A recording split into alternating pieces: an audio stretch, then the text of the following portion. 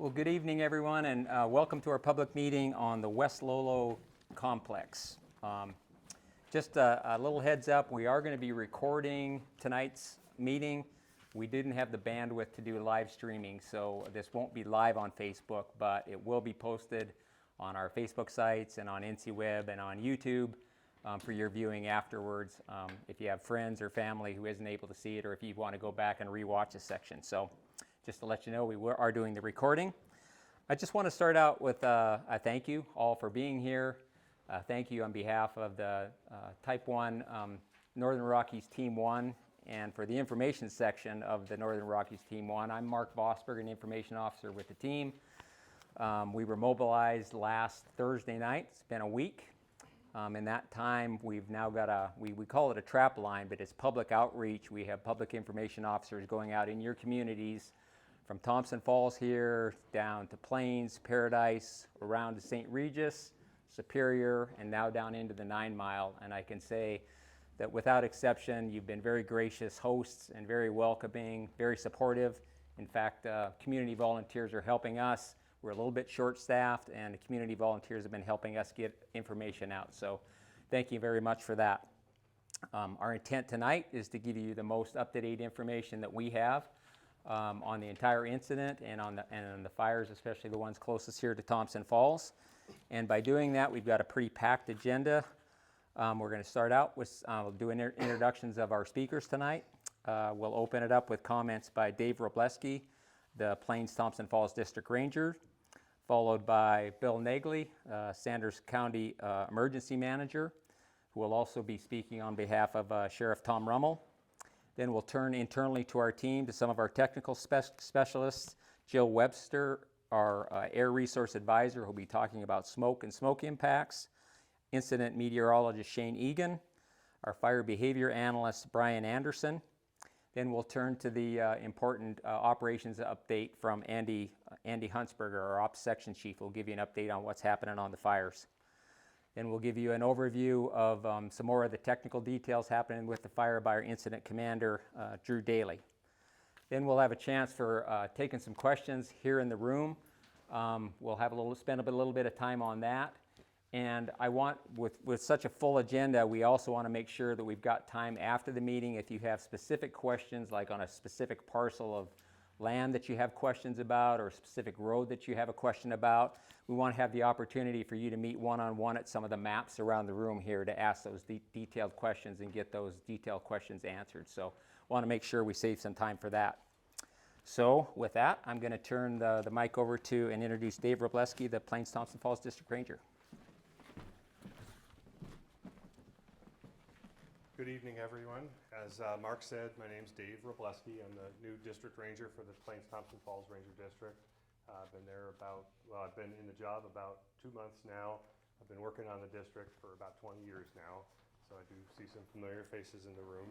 I want to thank everyone for being out here this evening, and I want to thank the Northern Rockies team for all their hard work on the fires so far. So it was, I think last Monday, we had some lightning come through. The Ranger District had about 15 to 16 fires from that lightning. We were working on those fires all day one and realized that we were probably not going to keep up with all of that.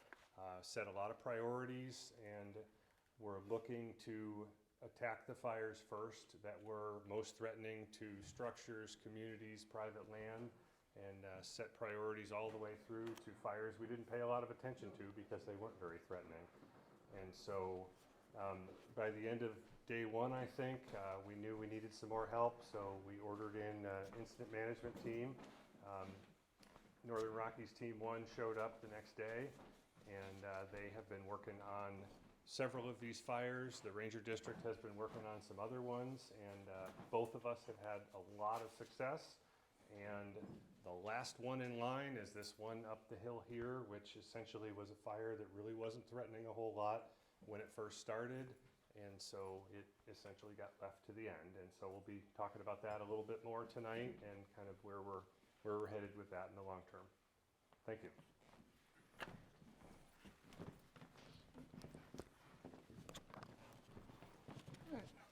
Welcome, I'm glad to see you. It's few faces I know out here, but I'm Bill Negley. I'm the emergency manager for Sanders County, have been for, well, roughly 18 years now. And so first thing, I'd just like to tell you what the county has been doing since the team has come in and our weather has turned rather dry. We did an emergency declaration that enabled us to work under our emergency operations plan and access the disaster fund that we have at the county. From there, we have worked with the evacuations, or thought about evacuations, and have, with the sheriff and the team, we've set up evacuation zones and put names and numbers and addresses together so that if this fire does come down, we already have that in place, so that we've hopefully given everybody plenty of time to prepare if that ever gets to the point where we have to evacuate. And I guess HyperReach is our emergency notification system. I have flyers back there that you can get signed up for. If you have a landline, I can already get your number in the system. But if you've just got a cell phone, you need to get registered to get that notification out. And again, it's very simple. You can just call in on the number and they'll talk you through it. When the fire season's over, you can opt out of it if you want to. But for right now, it's a very good source to get some information. So I think that's all I have at the moment. I guess the sheriff just said to welcome everybody to the public meeting. He's been working with us on the evacuation zones and the team, and that's what we have. I'll be available for questions afterwards. Jill?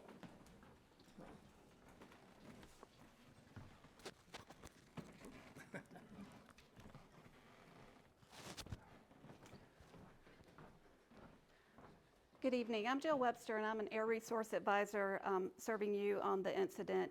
And what I'm here to do is create a daily smoke outlook.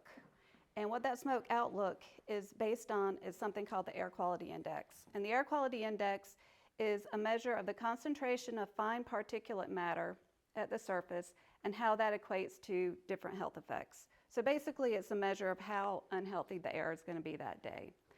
And to create this outlook, I look at several different things. I look at the monitors, what the monitors are reading at the time. I listen to our IMET and our F-band to find out what the weather and what fire behavior is going to be that day. And there's about 5 different smoke models that I look at to create this outlook. And I just wanted to show you a snapshot of some of the models, or one of the models that I look at, and it's called the HER model, which stands for High Resolution Rapid Refresh, whatever that is. But basically, this shows surface level smoke. And the darker the color, the higher the concentration of smoke. And apologies, I know that it's probably hard to see the state lines here, but this is basically from the Dakotas all the way to the West Coast to the northeast corner of California there. And right here, and this is the first hour that I look at in the morning. This is like, I don't know, 7 o'clock in the morning. You can see there's a lot of red here in central Idaho. And what that's telling me is there's a lot of smoke in central Idaho at a pretty high concentration. And we know that there are fires burning there, so that makes total sense. This model goes through each hour of the day, and if we were looking at it, you would see movement here. And the next hour, we see that a lot of this red has moved up into Montana. So that's telling me that the smoke that's in Idaho is moving into Montana, and likewise here. And you can also see some of the fires that are burning up in the northeast corner of Washington. You can kind of see the general direction. We're getting a westerly wind, so that means that anything that's burning to our west, unfortunately, is going to be sending smoke our way. Wildfire season in the west truly is wildfire season in the west. We don't have a wall around the state, so anything that's burning to the west of us could potentially make it into our airshed. And models are just models. Sometimes they're wrong. Oftentimes they are wrong. So what we do just to verify, to make sure things make sense, we look at the satellite data. And these are 2 snapshots of the satellite that we were looking at this afternoon. This is about 2 or 3:20, I think, and this is about 4:30. And it's really hard to see, but if you come up after the meeting, you can see the state lines here. This dark white color here, that's clouds, so we don't really care about that. Closer to the ground, you see this darker gray color, that's smoke. And so when you come up and take a closer look, you can clearly see that there's a lot of dark gray matter in Idaho, other states in the West, Oregon. And if this were on the loop, like we look at it when we're looking at a satellite visual, it's moving in that direction. So we can see that we're getting a lot of smoke from outside of the area. And unfortunately, I hate to be the bearer of bad news, but it's probably going to be that way for a while. We know that a lot of these fires are going to be burning. There's some huge fires in Oregon right now, the Bootleg fire right there, you can see pretty clearly on the map. Believe it or not, that smoke is probably going to head our way at some point. So the smoke outlook that I create does take all this into consideration. The fire information is basically based on, the West Lolo fires, because that's what I have information on, but the smoke outlook will be taken into consideration a lot of this outside smoke that we're going to be seeing. And so what I would like for you to do is to think about ways you can reduce your exposure and protect yourself this summer, because it's going to be a long wildfire season, as we already know, because we're starting so early and we're all hot and dry. And the back table, there's a handout of some low cost and no cost things that you can do to reduce your exposure, because we want you to stay well, because as the saying goes, it's a marathon, not a sprint. And so we're going to have some bad air quality days ahead of us. And so if you have any questions, please see me after the meeting. My contact information is on the smoke outlook. If you have any questions about the outlook or anything, please reach out. Thank you.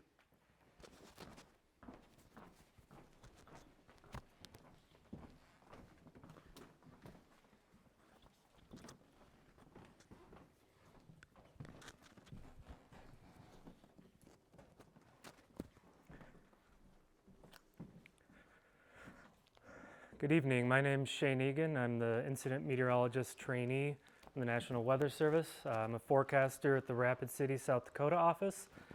And for some of you who may not be familiar with the Incident Meteorologist Program, or IMET, we're basically a group of Weather Service meteorologists that deploy to wildfires all across the country in support of the firefighters and their mission. And our primary objective is to provide weather support in support of firefighter safety, structure protection, and basically to support their mission and do what we can to provide weather support in pursuit of that. A few things we often key on, obviously pretty typical: winds, humidity, lightning potential, obviously, is a big thing.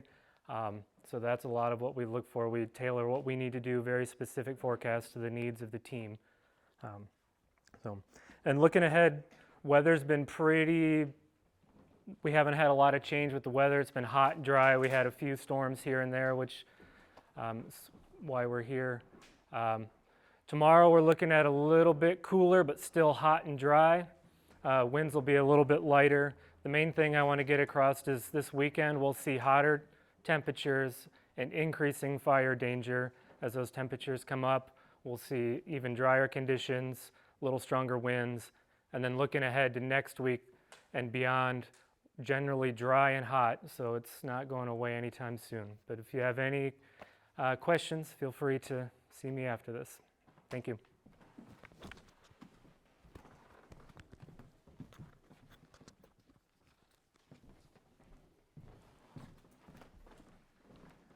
Good evening, Brian Anderson, Fire Behavior.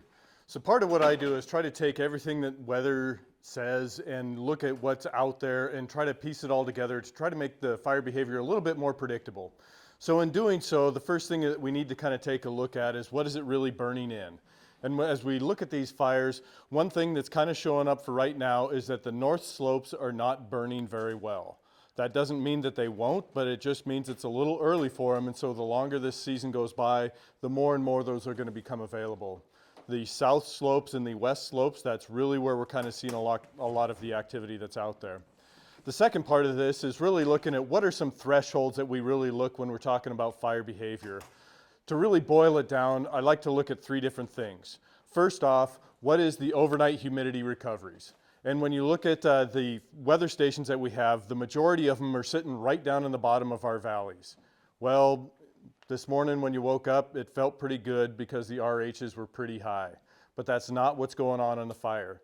So a couple of things that we've been doing is adding a couple of more remote automated weather stations, one being up at Stark Lookout and the other one being at Cougar Lookout, so that we've got a better idea of what those temps and what those RHs are doing overnight. The second piece that we're really looking at is what are our overall winds. Threshold-wise, when we're looking at winds that are above 10 miles an hour, gusts to 15, that's really when that fire behavior is going to pick up, and that's a really critical factor when it comes to what's going on out there. The third thing is, in the atmosphere, how easy is it for that air to kind of move up? And it's called stability. In very unstable conditions, that fire is allowed to really build up and go. We have a measure called the Haynes Index, and when our Haynes Index is 5 or 6, that's when that atmosphere really lets things build up. So those are 3 of the critical kind of things that we look at. Getting specific with the fires, a couple of the concerns as we look at the deep lookout, you know, there's some fuels that are pretty heavy on the ground in the subalpine fir type that kind of lead off to the northwest, both on the main fire and the spot fire right here. So really kind of watching where are the sources of spotting out there and how can we kind of control that. That's really the key piece for fire behavior on that fire. As we move over into the Thorn Creek fire, what it's really doing right now is the west winds are trying to push it into itself.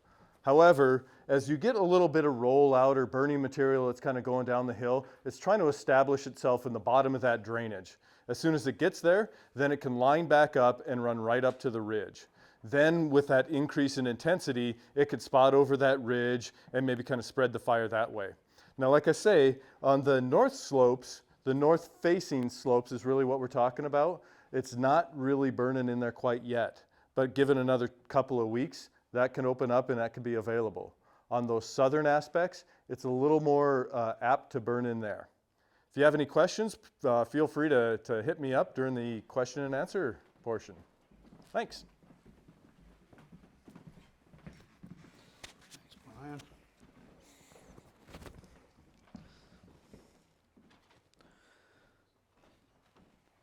Good evening, everyone. My name is Andy Huntsberger, and I'm an Operations Section Chief with Northern Rockies Team 1. And we are currently assigned to the West Lolo complex.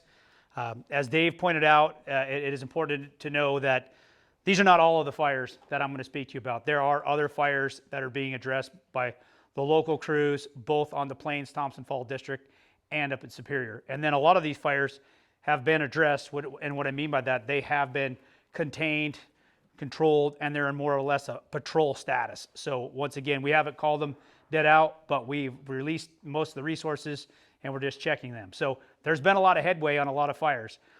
Between Superior and Plains Thompson Falls, somewhere around 40 fires. And then we've picked up a couple more, so it's hard to keep track of them all. And I think the thing that everybody needs to remember here, it's a triage system when we go about it. When you get all these fires, you only have so many resources, so you got to start allocating those resources. As Dave pointed out, where are your values at risk? Where are your communities? And where are those areas where you're going to be most successful? Because we want to be successful where we deploy our resources. So that's how we go about this business. And there was a lot of success by the local units, both here at Plains Thompson Falls with the Forest Service and at a Superior. But there was a few fires there that were giving them some trouble, and that's why they ordered an incident management team. And that's how the system works. Once you've basically tapped out your resources and say, hey, we're going to need to bring in some additional help, that's when you request an incident management team. And that's why we're here. So I'm going to walk you through a few fires and to give you an overview of all the fires we're dealing with. And then lastly, I'll get into more of the inner workings of Thorn and Winnemuck that I believe a lot of you are probably interested in. So just to give you an idea, when you go down here to, this is Superior, Montana, and just to the southeast of Superior, Montana, is the Deep Lookout Mountain Fire. The fire is about 325 acres right now. We do have several crews up there. We have currently 5 hotshot crews, which is our highest level crews. and they are making some hay. They're starting to feel better about that fire. It has not been an easy fire. It hasn't wanted to come under control very easily. We've had a couple of different weather events that have caused some issues. There haven't been major issues, but when you get these type of weather events, you got additional spot fires. Even if it's 20, 30, 40 acres, but put that in your mind. Okay, you went up there and worked all day, and then you get back there, and now you got 40 more acres you're dealing with the next day. So you imagine how that's going, and this is a steep, rocky terrain. So they're doing a lot of great work up. They're really working hard. You guys just think about the weather that we're experiencing. Now put a pack on your back, and you're up digging line, and long, hard day. So they're making hay. Things are going good, and we're feeling pretty confident that in the next few days we'll be able to get our arms around that. That's not a guarantee, but I'm just trying to be open and honest that we think where things are trending. Once you move over here to Sunset, this is another fire that we got that it was handed over to us. It's right about 20 acres. So when you guys are thinking about these fires, these are not really small fires. This is 20 acres in timber. Once again, it was a challenging fire, but at this point in time, we have line all the way around it, and it's heavily into the mop-up phases, and we're starting to release resources. Another thing I'd like to point out, with Sunset, just to the south the other day, they spotted another fire. Well, the one nice thing about having an incident management team available is we come with a lot of resources, a lot of helicopters and crews. Well, we currently had helicopters flying over here, spotted that fire.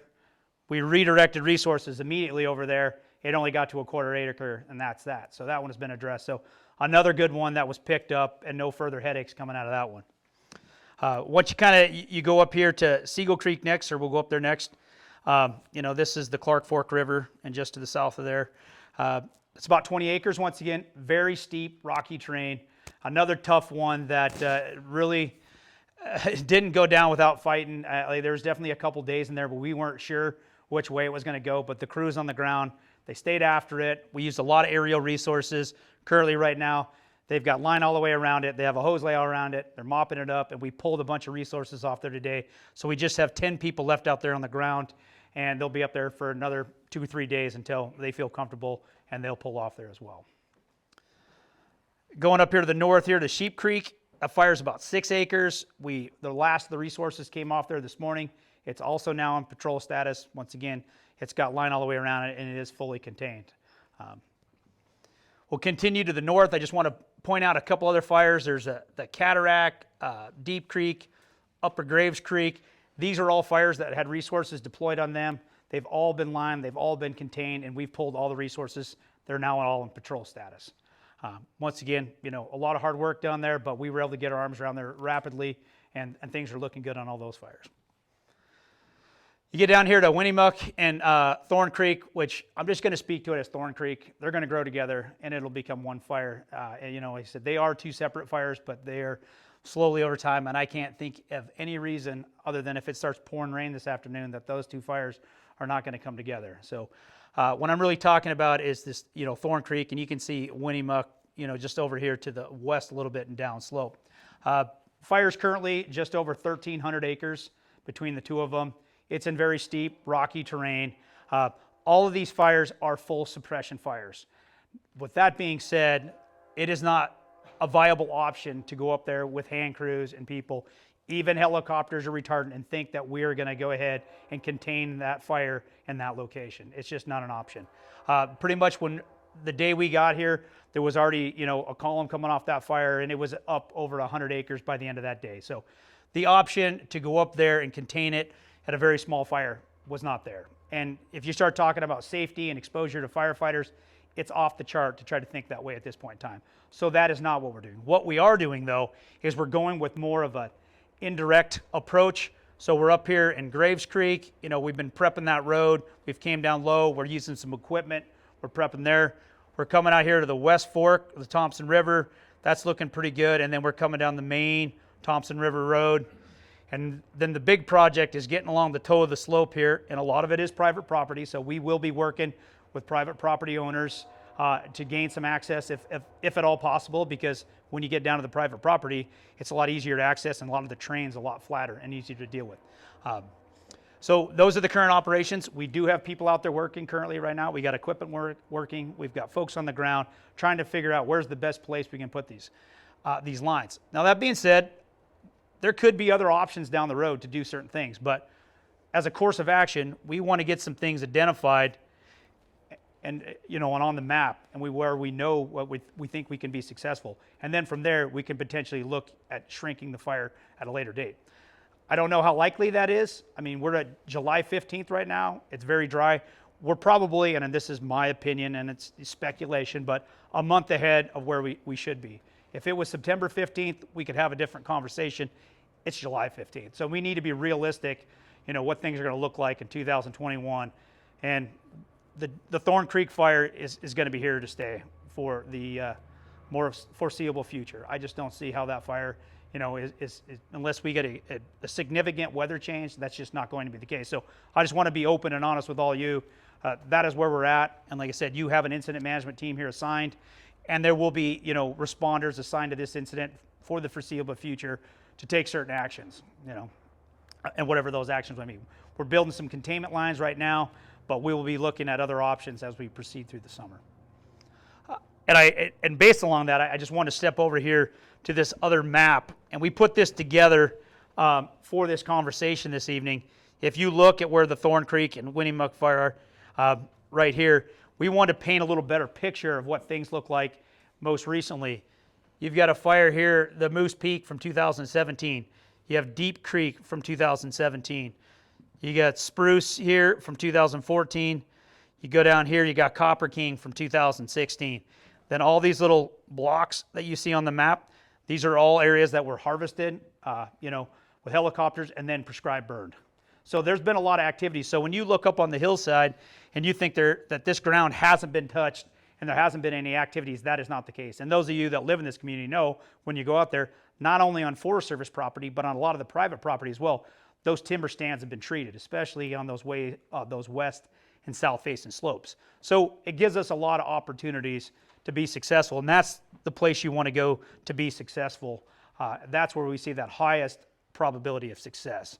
But once again, we put this map together, and feel free to come up here afterwards and take a look, because it paints a different picture than when you come over here and you look at this and you just see, a fire on a map and you don't see all the things going on around it. We see a lot of these things from the air when we're flying, and we have a lot of the other information at hand because we have our maps and activities, not only from the Forest Service, but working with the county. We think it's an important story to tell, that there's already been actions that have occurred on the ground, and there's going to be more actions that are going to occur on the ground. So if you're ever wondering up on the hillside what's going on right now, we're putting the plan together to the best of our ability to address this fire in the coming weeks, and I'm going to, a couple of months plus. That's what we're probably looking at here, in my opinion. I'll give you guys all a chance here afterwards. If you got more specific questions, I'll come back and answer them.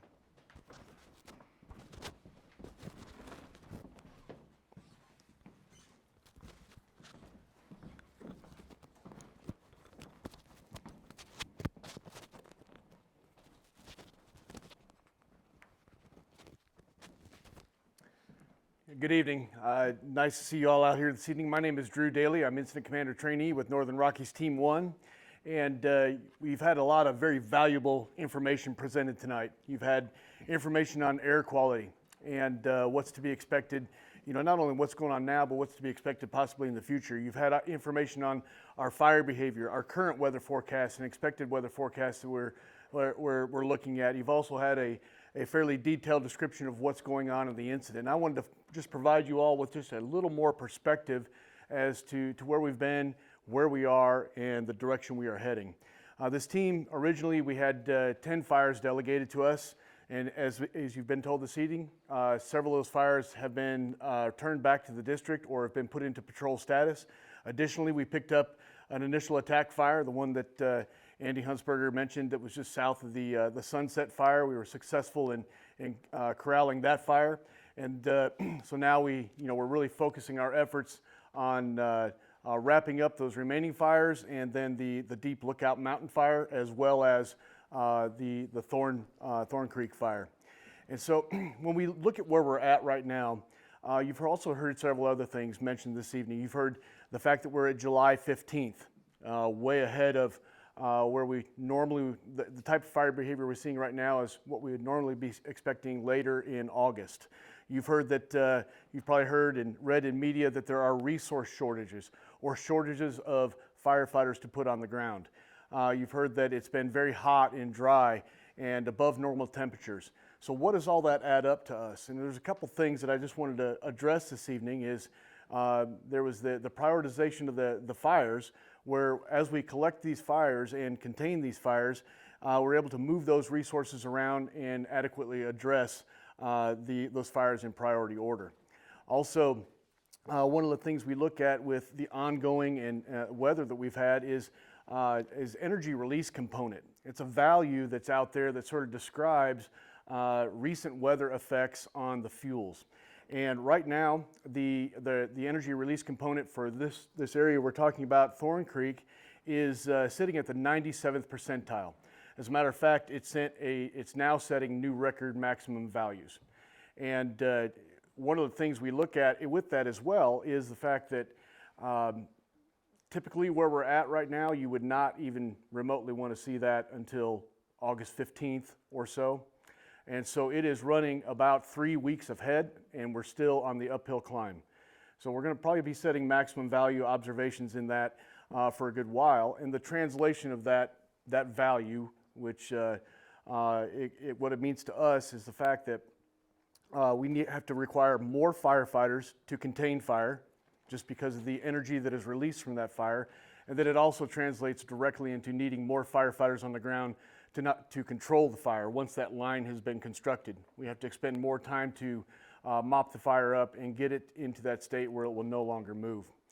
And then, so the resource shortages. We have to be very intentional as to where we put our resources. And we have a fair amount of resources on this fire right now. We're doing fairly well compared to some other locations as well.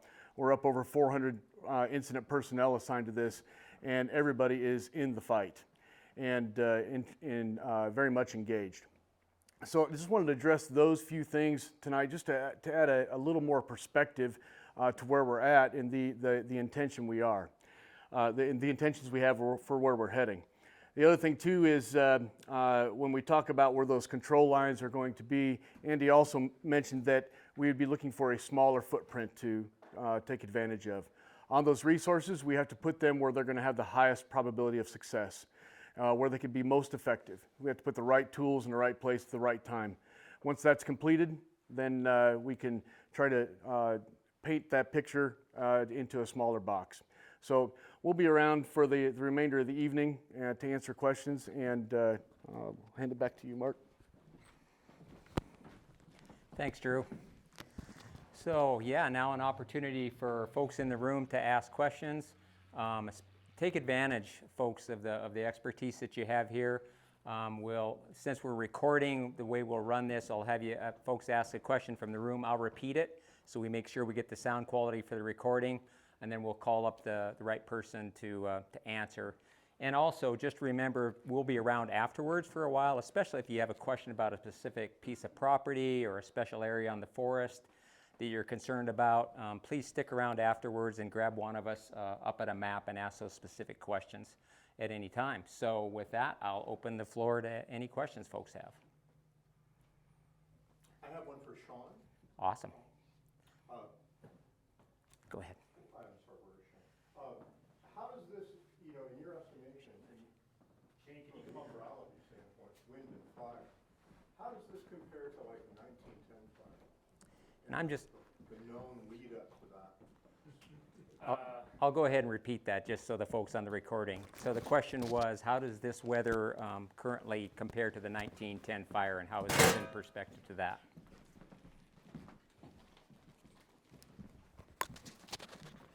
To be honest, I'm not sure. I would have to go back and look at what led up to that.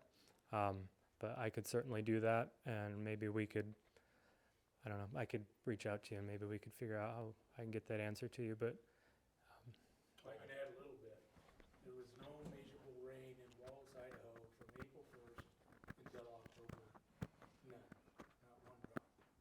That was in 1910. So that's how, we're talking about it being hot and dry now. right, Imagine that. yeah, From April 1st on, there was no rain in all of this country. yeah. Thanks, Shane. And these guys I know have access to all of that historical data, so we can follow up and do that comparison for 1910. And maybe we could post something on some of our Facebook pages or whatnot, so the public can see the answer to that good question. So, other questions? Yeah, I got two questions.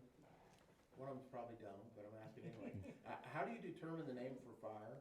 Just out of curiosity. And then, do you anticipate, I mean, can those fires go, can you anticipate which way the fire is gonna go by the prevailing winds, or what the normal patterns are? I mean, I'm sure you guys have all kinds of information on that. I'm just curious. You bet. So the two questions are, how are fires named, and can we predict where fires are going to go in the future?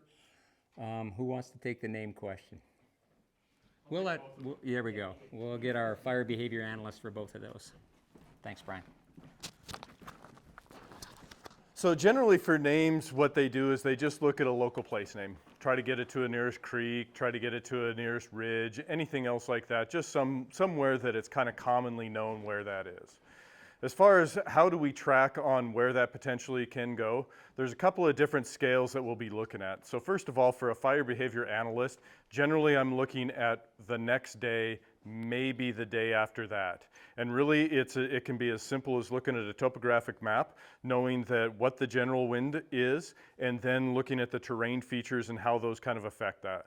We have a lot of different models that we can use for things like that. One of them being Wind Ninja, which basically says with a general wind that's westerly, how is that wind going to actually look on the ground, because you have things like eddying and you have different little effects from that.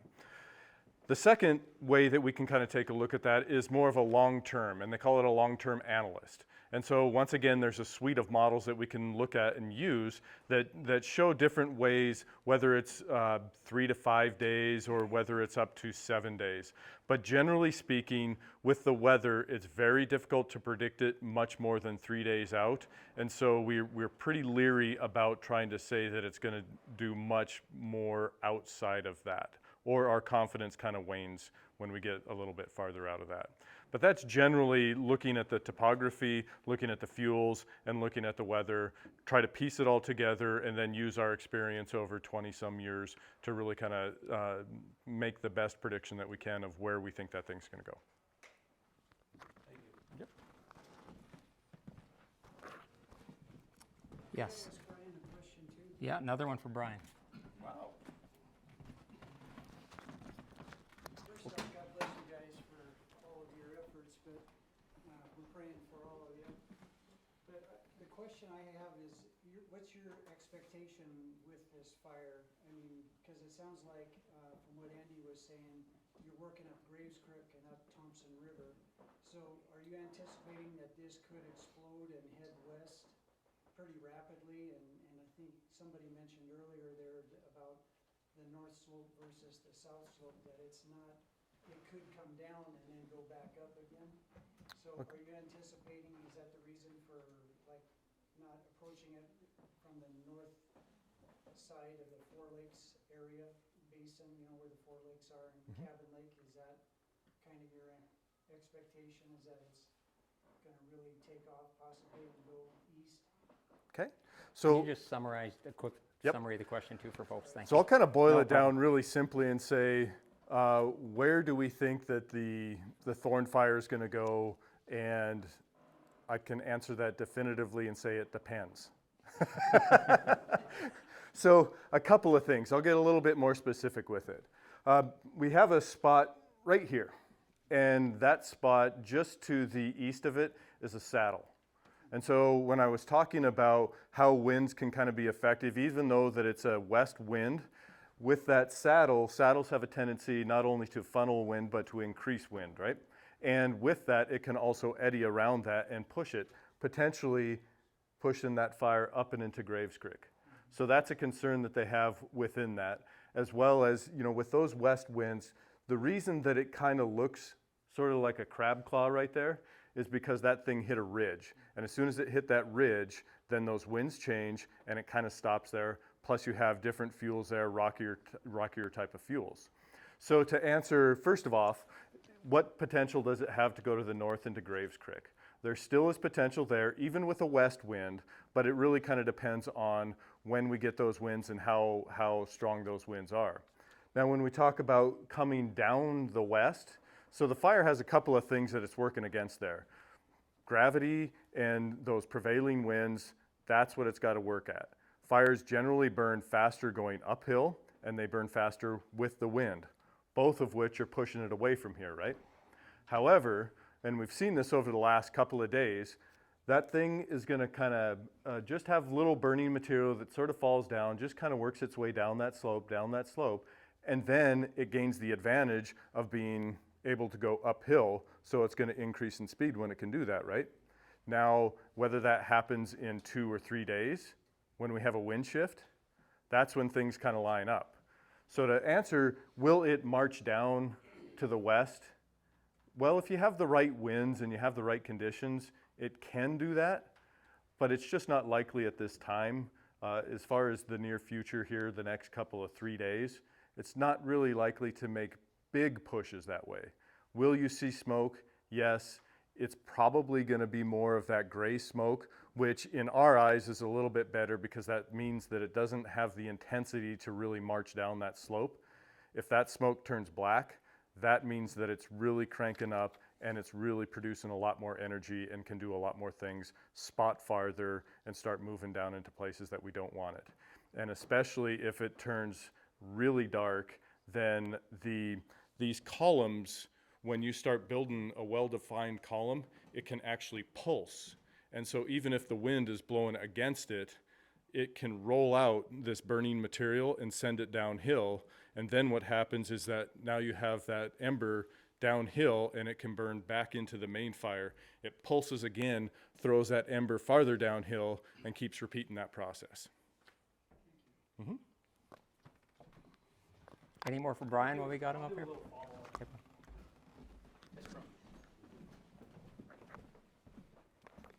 Just from the operational perspective is, we're looking at the middle of, July. So the time does matter, because if you're later in the year, you start getting into September and stuff, like the probability of, any kind of fire movement is more and more limited. And, you just get less and less storms that can push it downhill. With, Thorn Creek and Winnemucca, there is continuous fuel all the way down to the valley floor. Now, as Brian was pointing out, the general alignment with the winds is going to want to put, it's going to come out of the west or southwest, and it's going to want to go up slope. But, between now and the rest of the summer, we have to think that we're going to get some easterly wind events or something out of the northeast that's going to, want to push the fire downhill. Also, one of the things Brian brought up is that north slopes right now are not really burning yet. Also, some of this higher elevation stuff, it will burn, but it's burning pretty slowly. But over time, more and more of that stuff will start to cure. It'll turn from green to brown, and it becomes more available to burn. Hence why we have a larger area, and we will start making plans if the fire starts to move more rapidly, and some of those plans are walking it down the hill is something we do, and more of an ignition pattern type thing. Because as Brian was bringing it up, what we don't want to see a fire do is start moving and spotting and then running up. Oftentimes, the best approach to that is you on an incident management team's terms that will get strategic places that will want to start walking that down, so we don't have these big runs. And also, it's best for the resource to protect those trees and drainages and things like that. So not only do you have containment lines, there's some opportunities to take some actions in there. I think for right now, like Brian, he brought up, next few days, it could be even a week or so, 2 weeks, that things could be fine. But we're paying attention to say, when does that fire start moving, start getting more active, and we start taking some more of those actions? Because to date, like with using helicopters and everything like that, we haven't seen the need for that, but all that stuff can change. And I think more importantly is with a fire of this size and the amount of summer going forward is you want some containment lines, you want to keep it, but it'll be best probably over time to take some management actions in there. And like I said, I don't want to get into all the details, but we do this all the time. And once again, we not only want to protect communities, we want to protect the resources and things like that. And you have a city water supply, in Ashley Creek and stuff like that. So high severity fire and things like that, it's not something that we really want to see as an outcome. Does that answer your question? It does. Could I have Sure. Could you elaborate? You mentioned earlier you have other options you're considering. Could you maybe elaborate without going into all? the Other details options in the sense of, that you're exploring, to, rather than once you've got the perimeter or while you're establishing the perimeter? yes, we've got the perimeter, and then we got some other actions that we're taking up in here. And then once again, when you start looking at here, you've got a big area, but most of you guys are familiar. There's a large rock right here and stuff like that. And you see other terrain features and stuff where we might be we can potentially come in and cut little portions off. And those are some of those actions that as we have more time and progress, say, hey, let's get it here, and this makes more sense. And those are the type of things that we start taking into consideration. Because you start big, and then you say, hey, well, we can take this out, and over time you start kind of, taking out bits and pieces and where it makes sense. And obviously, as you have more time, you've got more time to take some of those actions and evaluate. And we do it all the time on fires where if we can make lines more straight and more strategic areas, we want to do that. So those are some of those options that'll be out there. Thank you. And my other question was, do you have any estimate on when you might have aerial assets available to be able to bring over, or when that might be?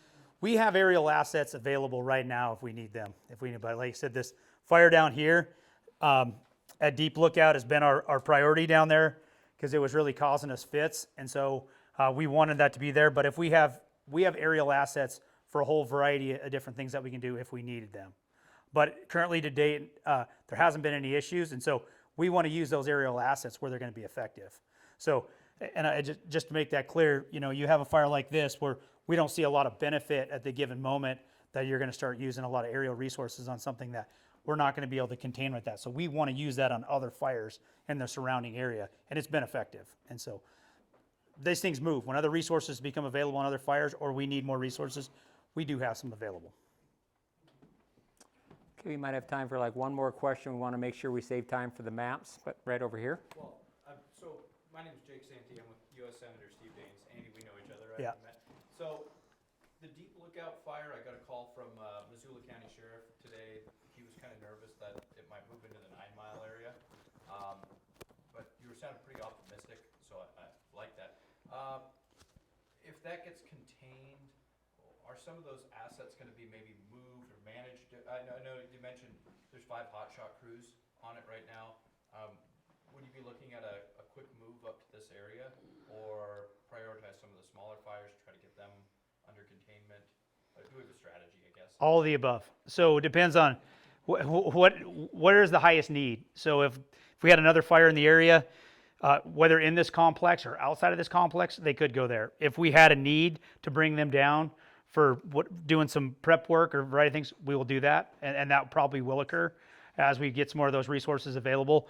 And then the people that are currently there will probably release, some of the, more higher priority resources and stuff like that. When you get hotshot crews and things like that, we want to free those individuals up when we start getting into those mop-up phases for more of those priority assignments. So the whole host of things, but as soon as we start feeling comfortable, as soon as we mobilize, we bring in resources, and as soon as you're mobilizing, you start thinking about demobbing. And there is, a real lack of resources in the system right now. We're not going to get any more. We have to be realistic, but we just need to make good decisions with the resources we have. So we got to have open and honest discussions with each other in fire management and allocating the resources. So when we need them here, Thompson Falls can get those resources. And when they need them down in Superior, they can get them. And I assure you every day that we have calls having the discussion of what those priorities are. And we've been effective in those conversations because we have a need, but we'll see when that need arises. And so hopefully if everybody's playing by the rules of the game, when we need additional resources, we'll get them. And we have been getting them today.